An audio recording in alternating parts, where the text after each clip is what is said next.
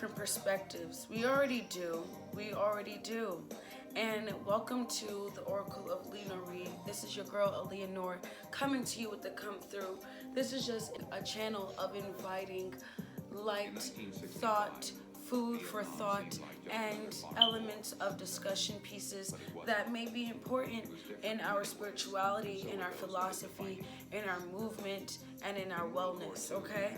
And dualism and non-dualism is a thing that we should probably think about sometimes these days. We have up, we have down, we have left, we have right, we have good, we have bad, we have heaven, we have hell, right? However, is this world full of opposites?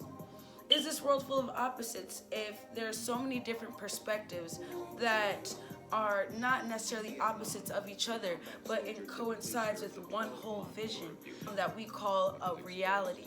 What is reality? Welcome to the Oracle of Li Noori. So we have virtual, we have actual, okay? We have real life, then we have cybers, okay? Cyberspaces, okay? We have to percept, then we have the perception, okay? We have doing, and then we have the being, okay? So with that being said, being and to percept, to be in an actual sense of time, we are present, right? But the present is different every day. So follow me, if you will, follow me. The present is different every day. So after all, we call it a general sense of perception, right? So when we have different perceptions and we have different percepts, what is really reality, right? We have the effect and the affection. It's like, did this already happen? Is this already happening? We have parallel universes where all realities are taking place. So we have duality that indicates a state of difference between the two. Okay, we have two realities that are always contrasting. A heaven and hell, a good and bad. People live their life off of this way of thinking. Okay, we have people that are so hell-bent on being good that maybe they do bad shit. Like, for instance, people talk about typical church folk, you know?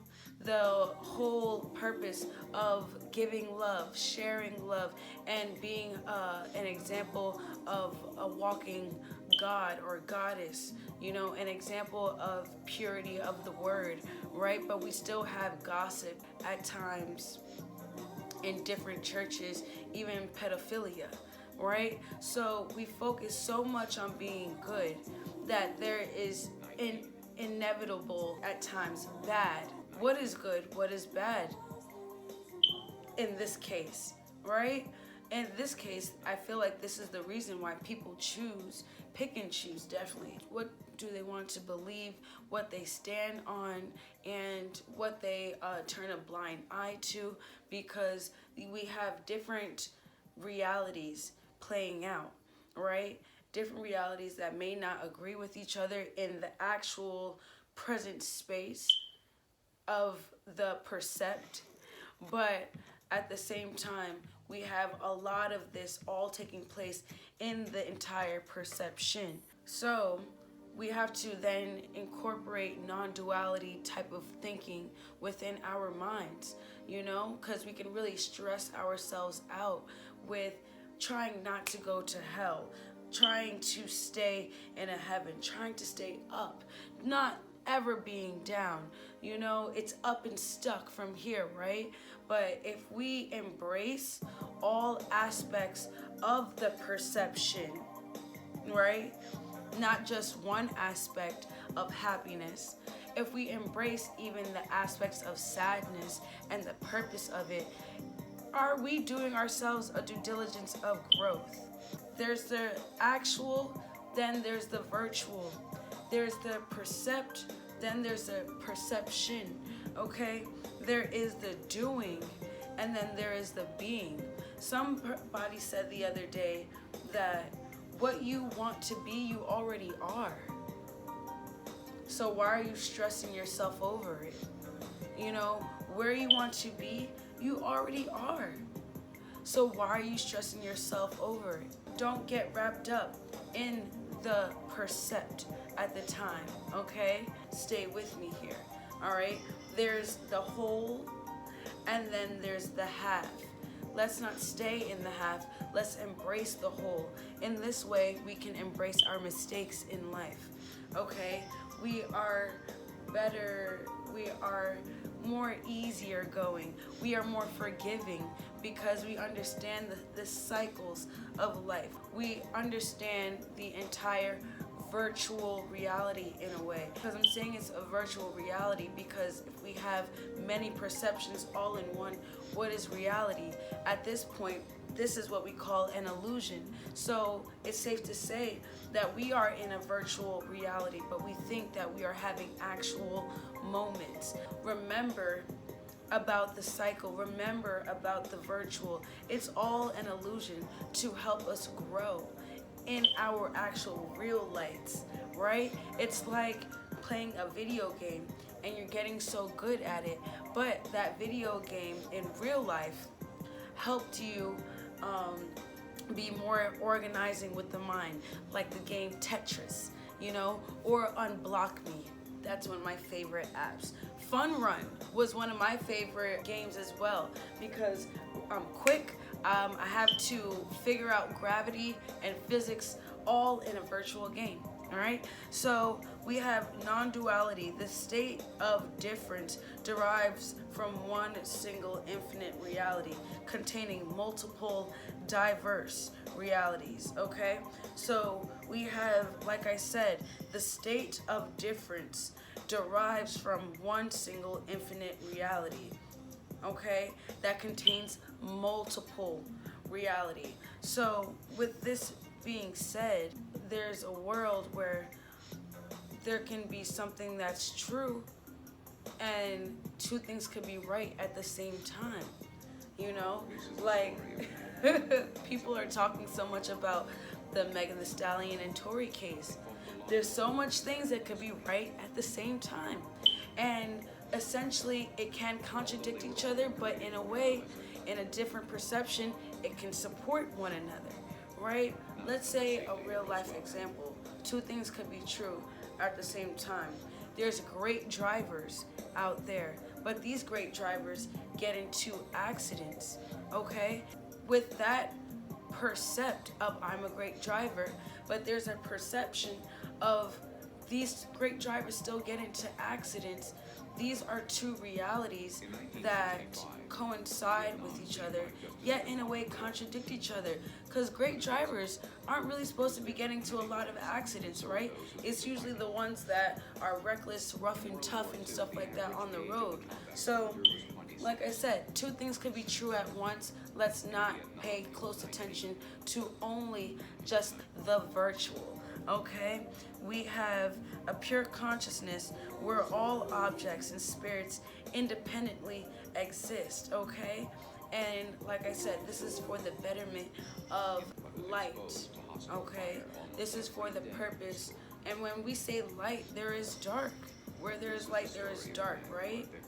But at the same time, if it's all a cycle and we're all attempting to align with light, then let's not get as upset when we experience some type of darkness. Babies are created in darkness, okay? You gotta turn the lights down low. Then they're actually molded in darkness, you know?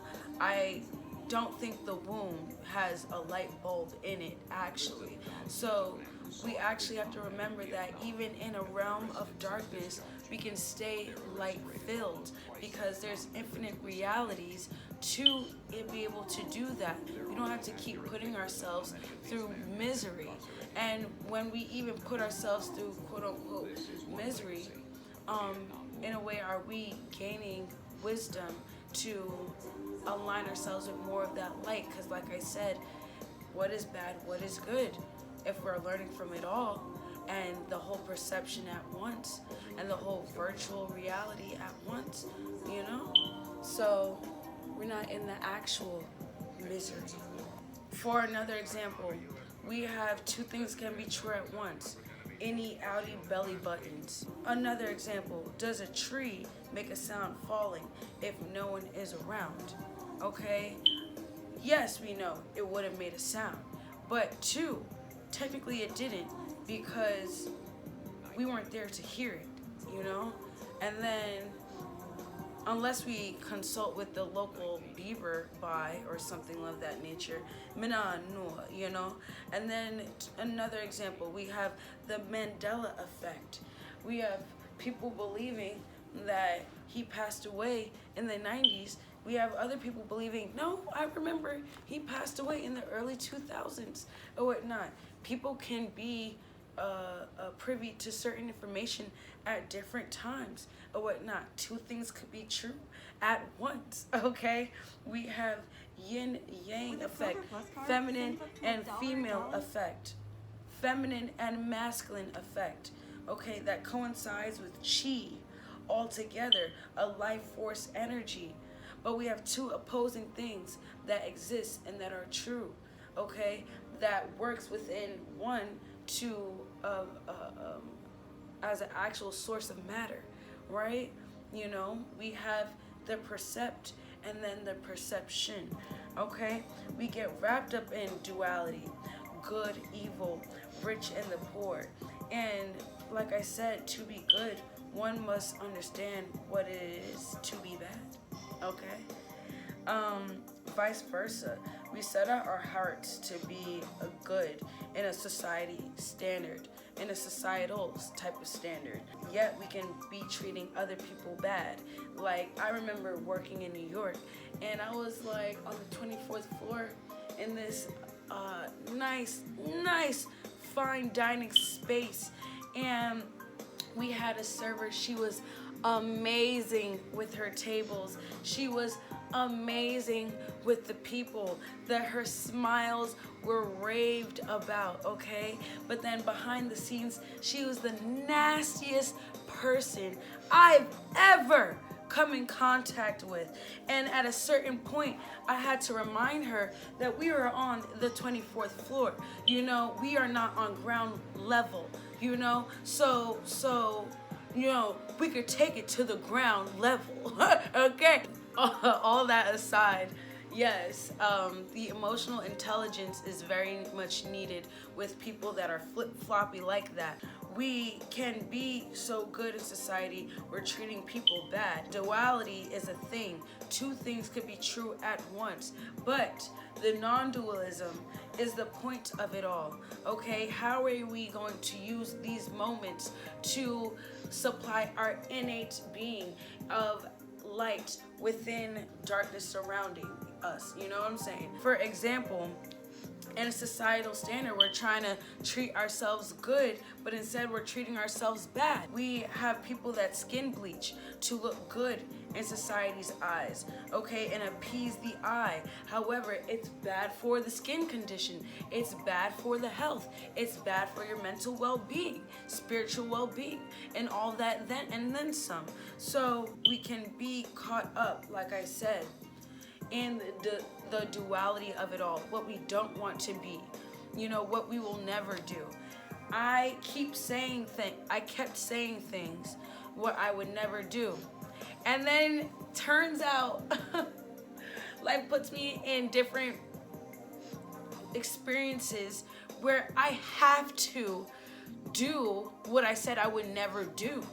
For instance, I said I would never move to a specific place, and boom, life pushed me to where I'm like, you know what, let me just slide over. You know what I'm saying? Like, you know, I said I would never date this certain type of person, or I will never, you know, feel this way, or I will never think this way, or I will never be codependent on somebody, or I will never, there's a lot of things going on, you know? So we can actually invite what we don't want when we have a dualistic way of thinking, you know? I, for one, I like to stand on something because I don't want to fall for anything.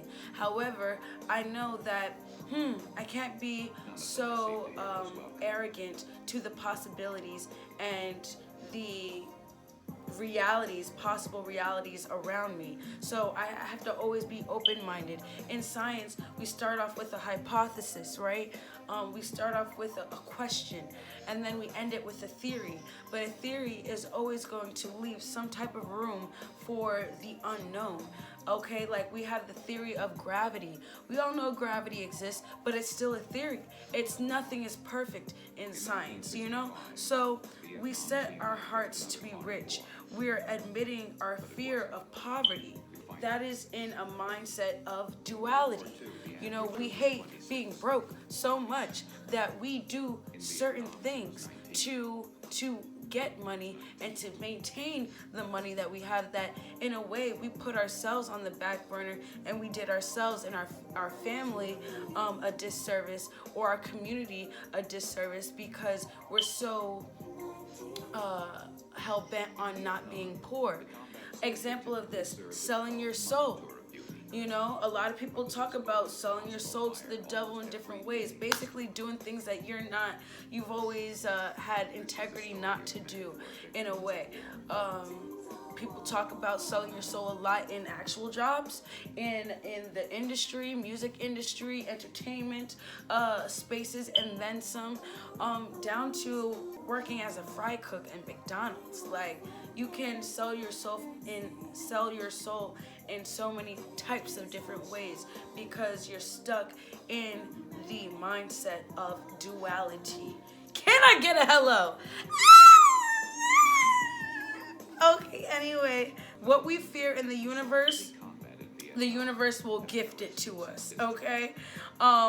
We recede from our ego, okay? We recede from our fears and our desires, and that's how you bring exactly what you want. You ever wanted something so bad you actually pushed it away? Yes.